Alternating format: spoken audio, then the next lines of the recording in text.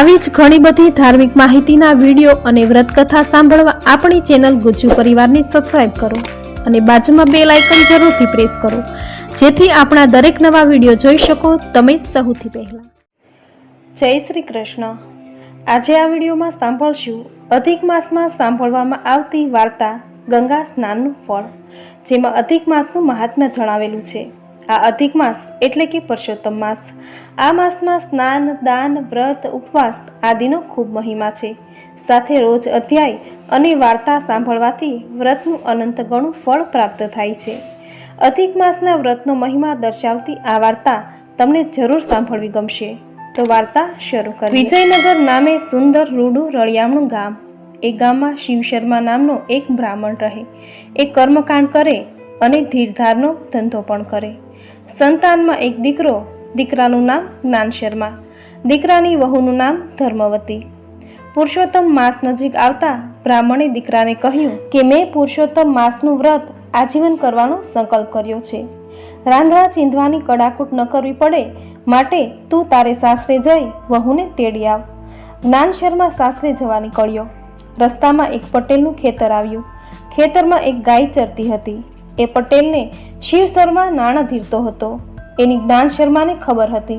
તેથી એ વિચારવા લાગ્યો કે ઢોર આ રીતે ઊભો મોલ ચરી જાય તો ખેડૂત વ્યાજે લીધેલા પૈસા પાછા કઈ રીતે આપે। એ તો જઈને ખેડૂતને બોલાવી લાવ્યો। ખેડૂતને ગાય પર એવો ક્રોધ ચડ્યો કે એ તો લાકડી લઈને તૂટી જ પડ્યો। માર સહન ન થતાં ગાય ઢળી પડી, મોઢે ફીણ આવી ગયા। મરતા મરતા એણે જ્ઞાન શર્માને શ્રાપ દીધો કે તું ગો હત્યારો છે, મારા શ્રાપથી તું ગધેડો થઈશ। જ્ઞાન શર્માના તો હાજા ગગડી ગયા। થતાં થઈ ગયું, હવે થાય શું? એ તો ગાયના પગમાં પડીને કરગરવા લાગ્યો। ત્યારે ગાય બોલી, જો તારી વહુ પુરુષોત્તમ માસનું વ્રત કરે અને રોજ તને ગંગામાં સ્નાન કરાવે તો તું ગધેડામાંથી ફરી માણસ બનીશ। શ્રાપ દઈને ગાય તો સ્વર્ગે ગઈ। જ્ઞાન શર્મા ભાંગેલા પગે સાસરે ગયો, પોતાની પત્નીને શ્રાપની વાત કરી। વાત પૂરી થતાં જ એ ગધેડો થઈ ગયો। વહુ ઘણી ધર્મિષ્ઠ હતી, એ ગધેડાને લઈ સાસરે આવી।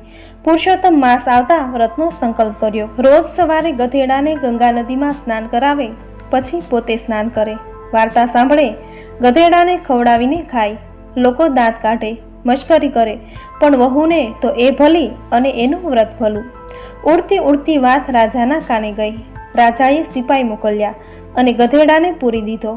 વહુ તરત રાજા પાસે આવી, રડતા રડતા બધી વાત કરી અને ગધેડાને મુક્ત કરાવ્યો। જરા પણ ભૂલચૂક વગર વહુએ લોકલાજ છોડી વ્રત પૂર્ણ કર્યું।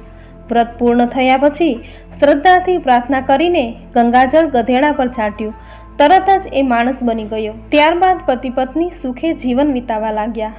ગંગાજળ સમજળ નહીં, ધુવે બધાના પાપ, મહાપાપી પુણ્યશાળી બને, મુક્ત થાય સૌ શ્રાપ।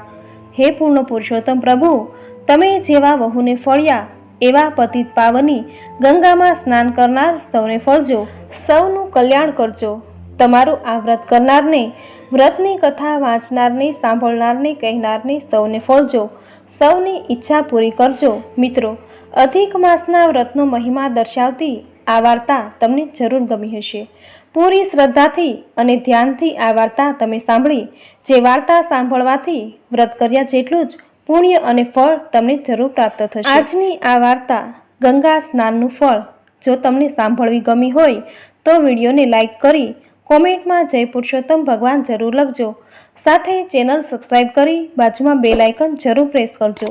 આવી જ ધાર્મિક માહિતી, ધાર્મિક વિડીયો, ધાર્મિક વાર્તા સાથે ફરી મળીશું। ત્યાં સુધી આપ સૌને મારા જય શ્રી કૃષ્ણ।